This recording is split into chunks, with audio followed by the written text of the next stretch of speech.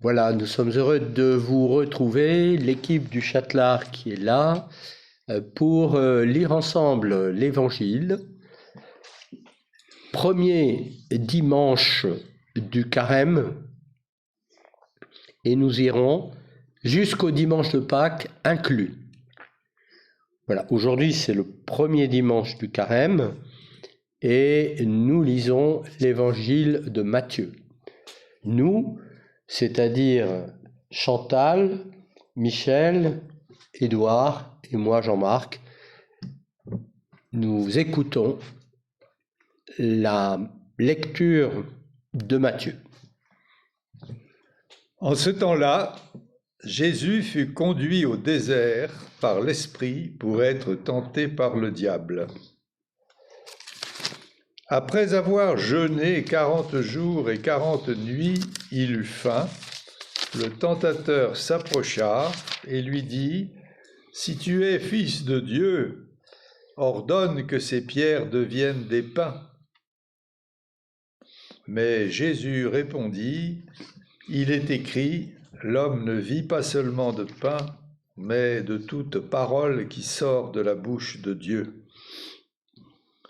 Alors, le diable l'emmène à la ville sainte, le place au sommet du temple et lui dit : « Si tu es fils de Dieu, jette-toi en bas, car il est écrit, il donnera pour toi des ordres à ses anges, et ils te porteront sur leurs mains de peur que ton pied ne heurte une pierre. » Jésus lui déclara : « Il est encore écrit, tu ne mettras pas à l'épreuve le Seigneur ton Dieu. »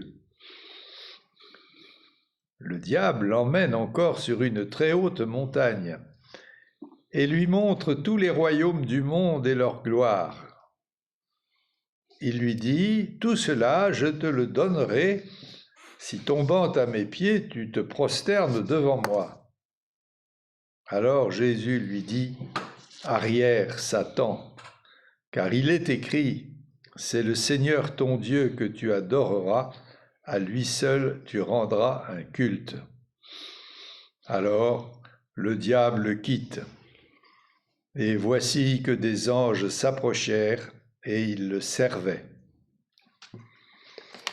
Voilà donc l'évangile de ce dimanche que vous pouvez retrouver dans votre Bible dans Saint Matthieu, chapitre 4, versets 1 à 11. Saint Matthieu, chapitre 4, versets 1 à 11. Maintenant, de chaque côté de la table, nous prenons un petit moment en silence pour relire ensemble cet évangile.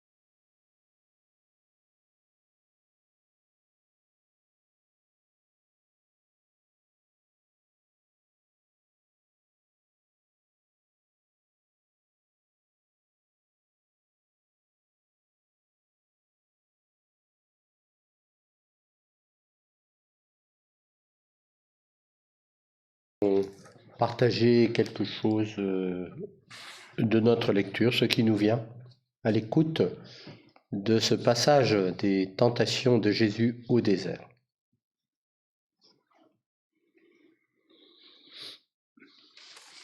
La première phrase est déjà bizarre parce que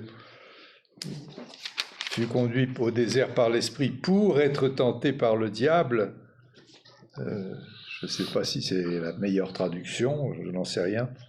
Mais voilà, il est conduit par l'esprit. Autrement dit, c'est l'esprit qui conduit l'opération, on dirait. Et l'esprit, on vient d'en entendre parler juste avant, par le baptême. C'était sous la forme d'une colombe, l'esprit était là. Et maintenant, c'est une espèce de nécessité spirituelle qu'il soit tenté. Il y a une... La fidélité à l'esprit passe par là, passe par le fait d'affronter le diable.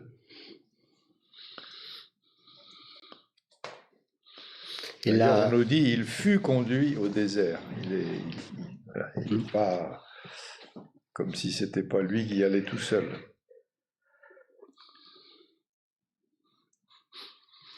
Et alors la deuxième phrase, c'est « Il jeûna durant 40 jours et 40 nuits, après quoi il eut faim, et s'approchant le tentateur. » Et donc, 40 jours et 40 nuits, ça fait beaucoup. Et on peut penser que Jésus n'a pas eu faim tout de suite. Donc, on peut penser que la vie au désert avec l'esprit est aussi une vie de consolation. Oui, ça c'est bien vu. C'est pas seulement une catastrophe. Je crois que c'est juste. Il y a même une traduction qui peut dire il finit par avoir faim. Donc il n'a pas faim tout de suite. Oui. Il finit par avoir faim. Comme chez nous, les gens qui font une retraite jeûnent. Ouais. Alors, ils disent qu'ils n'ont pas faim. Donc, faim. Mais au bout d'un certain temps, ça doit jouer quand même. 40 jours. Mais ça confirme la parole qui est dite après la première tentation. Ce n'est pas de pain seul que vivra l'homme, mais de toute parole qui sort de la bouche de Dieu. Ouais. Oui, c'est ça. Oui. En tout cas, de toute façon, le chiffre 40, il évoque bien les 40 ans d'Israël dans le désert, les 40 jours de la marche du prophète Élie. Ça évoque aussi une génération, 40 ans. 40 ans. C'est un chiffre qui a une valeur symbolique très haute.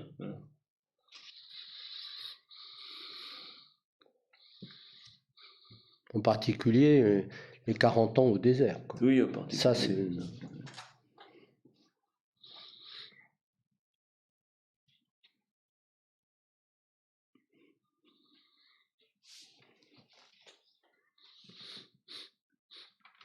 Et il y a aussi cette chose étonnante que on aurait pu penser que l'ordre, d'abord les tentations, Jésus sort vainqueur, et après le baptême. C'est-à-dire, il est sacré roi. Et bien là, c'est l'inverse. C'est-à-dire, d'abord le baptême, d'abord tu es mon fils bien-aimé, d'abord la consolation, et ensuite l'épreuve qui suit la consolation. Puis alors, ce qui est remarquable, c'est qu'elle porte l'épreuve exactement sur ce qu'il a reçu au baptême comme révélation, d'être le fils bien-aimé de Dieu. Et alors, la tentation, elle porte là-dessus. Si tu es le fils de bien-aimé de Dieu, eh bien, prouve-le. Puisque tu es le fils bien-aimé de Dieu, prouve-le. En demandant de faire une œuvre messianique, changer les pierres en pain, ce qu'un être humain ordinaire ne peut pas faire. C'est très fort quand même. Et alors il ne cherche pas à prouver qu'il est fils de Dieu. Il l'est. Mais par contre, le Satan l'attaque là. Exactement. C'est sur ce point qu'il attaque. Oui, tout à fait. Comme nous d'ailleurs, il nous attaque sur si tu es vraiment un bon chrétien, alors, etc.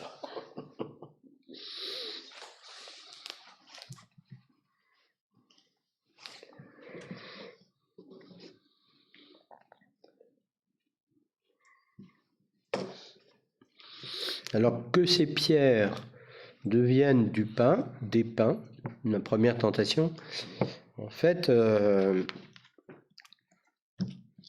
ça évite que Jésus attende sa nourriture du Père. C'est ça, voilà.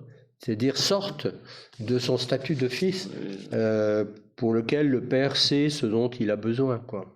D'une part ça, et puis d'autre part, ça le fait sortir de l'humanité courante, commune, quoi. En plus, oui. Et que la tentation, c'est de ne pas être un homme jusqu'au bout, quoi. D'être seulement fils de Dieu, d'être Dieu, quoi, sans être un homme.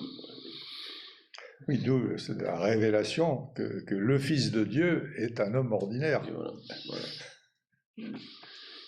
Qui a faim. Alors qu'il a faim, oui. Oui, tout à fait.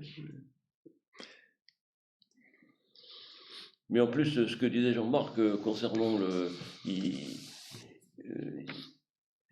Jésus qui reçoit la nourriture de son Père, son Fils, alors c'est ce qui arrive qu'à la fin. À la fin, c'est les anges qui le servent. C'est-à-dire, c'est pas lui qui se donne la nourriture qu'il a refusé de fabriquer, il la reçoit des anges envoyés par Dieu, par son Père, justement. Mais un peu plus loin dans le texte, il multipliera les pains. Alors voilà. C'est le paradoxe. Il le fera parce que c'est bien de lui, il n'obéira pas aux ordres de quelqu'un, autre que son Père. Puis il le fera pour d'autres. Pour d'autres C'est aussi. pour d'autres. Donc il demandera à son Père dans la prière ce miracle. C'est ce qu'on voit bien, le mécanisme de la tentation, là, donc, faire bouger un peu cette notion de fils de Dieu, pour la faire basculer dans le mauvais côté. Et en face de ça, la manière dont Jésus répond, c'est il cite l'Écriture. Comme m'avait dit un jour quelqu'un, il cite le catéchisme. Il ne dit pas autre chose. Il est écrit. J'ai été frappé tout à l'heure en lisant, ça revient très souvent, il est écrit. Oui, mais il est aussi écrit. Parce que le diable va lui dire, il est écrit. Oui, oui, mais il est encore écrit. Autrement dit... Ce n'est pas de pain seul que l'homme vivra, mais de toute parole qui sort de la bouche de Dieu. Alors, c'est ce qu'il répond, quoi. Donc, là aussi, il a faim dans son humanité et il évoque d'être nourri par la parole, voilà, qui est aussi une très grande nourriture, enfin, pour l'homme. Ce qui intrigue un tout petit peu, c'est alors il fut conduit au désert par l'Esprit, mais ensuite c'est le diable qui l'emmène à la ville sainte. C'est pas l'Esprit. Mais disons que le diable est à l'œuvre, alors après ça peut jouer sur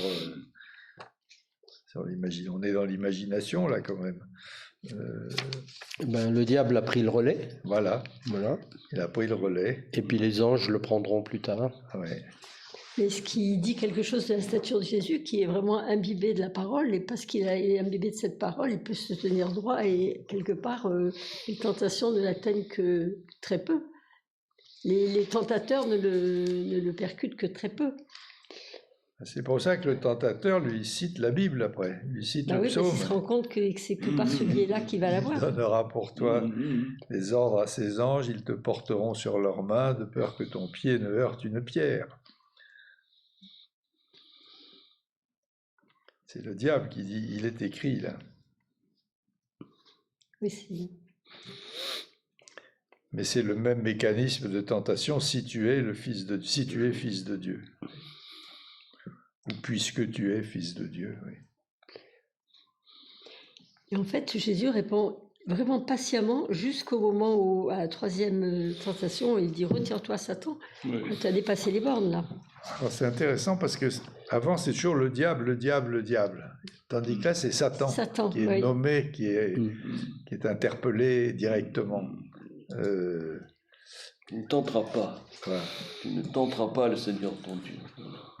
Ce qu'on ne sait pas, c'est jusqu'à quel point Jésus est éprouvé. Parce qu'il répond, Oui. mais on ne sait pas comment il peut éprouver dans son humanité, dans sa vie, la force de la tentation. Ça, on n'en sait rien. Non. Mais ce qui est donné à entendre, c'est qu'il y résiste Oui, c'est ça. par la parole Oui. de Dieu, du Oui, oui. Père. Mais c'était cette évocation à la fin, retire-toi. Voilà, c'est ça. Ah ben, donc là, ça suffit. Ça suffit. Alors, bon, il y a les 3 tentations, et il y a aussi peut-être la manière de... Alors 3, c'est aussi une forme rhétorique, c'est-à-dire 1, 2 et 3, ça totalise, quoi. 3, c'est voilà, quand tout a été dit avec 3. Mais il faut ça pour arriver à arrière Satan, Voilà. qui n'est pas dans les 2 premiers. Maintenant, moi je disais tout à l'heure que Jésus multiplierait les pains un peu plus loin. Et là, il y a quelque chose, je ne sais pas si c'est juste.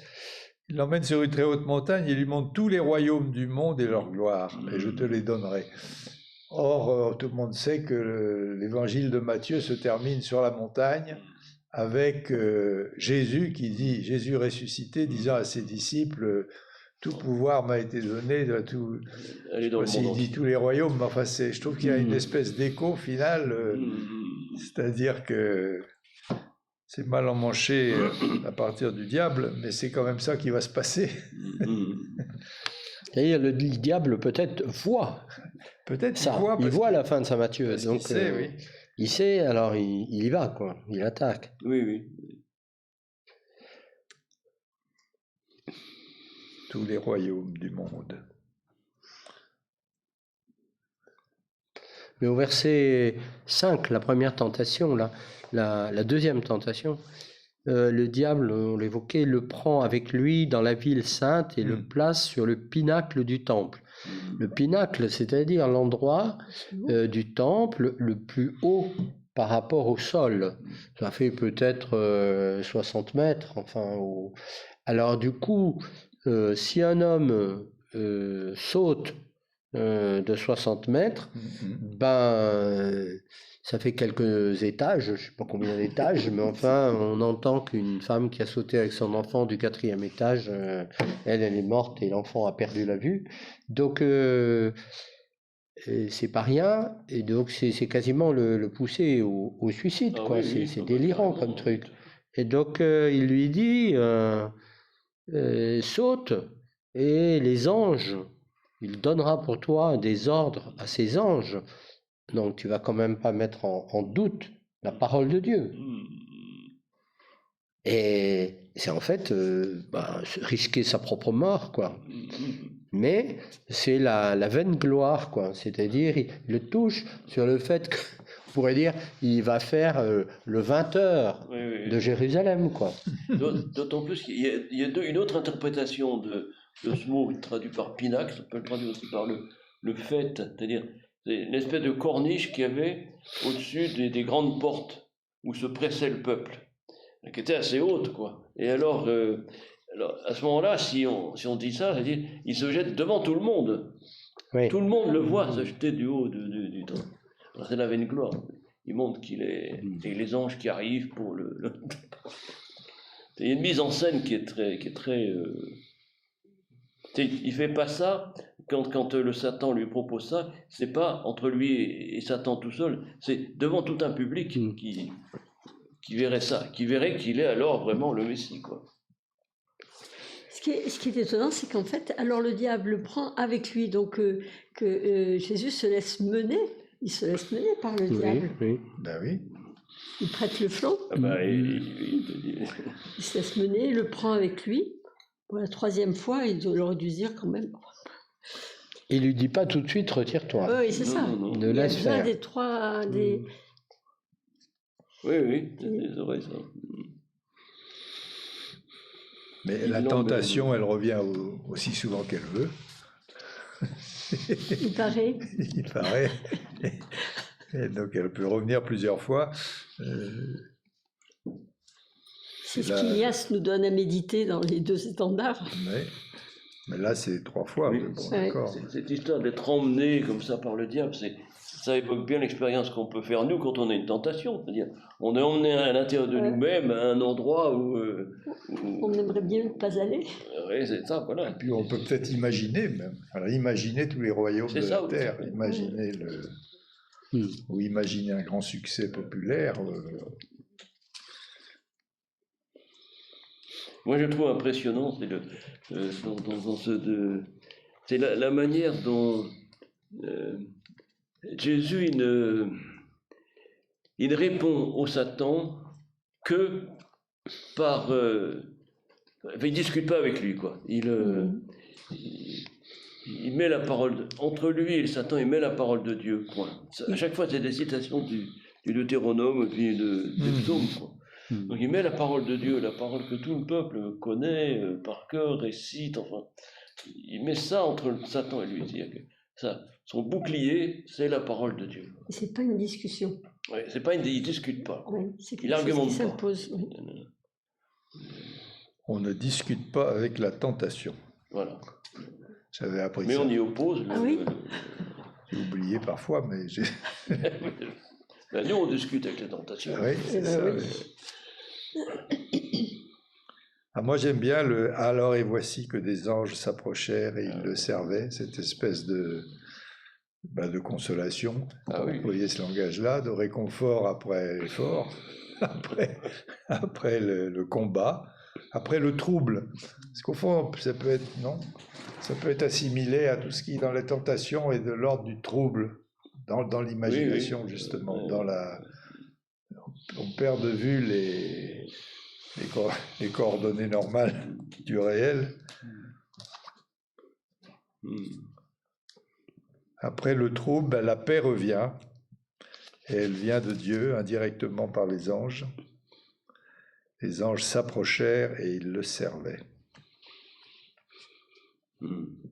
C'est-à-dire, il lui apporte à manger, quoi. Sans doute. Parce qu'il avait faim. Oui, Donc, oui. quand même, le le servait. père veille. Oui, tout à fait. Il Oui. lui envoie. Il est. J'aime bien les bibliques, cette expression, s'approcher, le servait. L'ange s'assit sur pour Gédéon, là. Il Ah oui. s'approcha, Oui, et oui, il dit. Mais en fait, c'est dit aussi pour le diable, alors. Oui, alors, C'est un comportement angélique, probablement.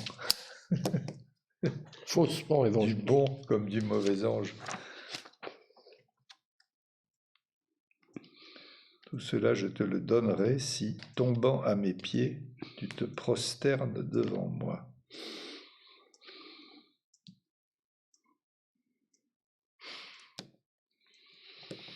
L'orgueil.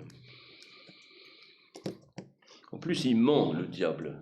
Parce que il dit tout ça, je te le donnerai. Mais c'est pas à lui, il ne les a pas, justement. Il ne peut pas le donner. Il ne peut pas donner ce qu'il n'a pas. il est menteur et voleur. Oui.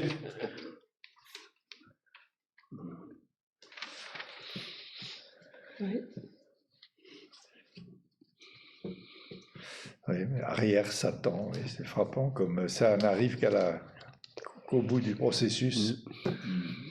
Il faut que ça aille jusque-là. Oui, c'est lui qui commande. Ouais. C'est Jésus qui est le maître, quoi. Il était déjà le maître avant, mais Là, il s'affirme. il ne faisait qu'opposer le Deutéronome, enfin qu'opposer le... Tandis que là, il interpelle directement. Oui, c'est ça. Et sur la croix, il y a des gens qui diront à Jésus, si Oui. Dieu est C'est la ton même Père, tentation, oui. alors qu'on le montre, qu'on le voit. Descends de la croix et on croira. Mmh. Oui, tout à fait. C'est la même tentation. Alors là, il est dans le silence à ce moment-là. Il ne dit pas retire-toi, Satan. Il dit rien. Voilà. Nous avons lu ensemble, partagé sur cet évangile du premier dimanche de Carême. Voilà, vous pouvez retrouver à chaque fois, à chaque dimanche de Carême, mais jusqu'à Pâques inclus, ces lectures partagées sur YouTube, dans la newsletter, sur le site du Châtelard, Centre spirituel Le Châtelard. Et profitez de cela pour prier, méditer, seul ou avec d'autres. Et donc, nous vous disons à dimanche prochain.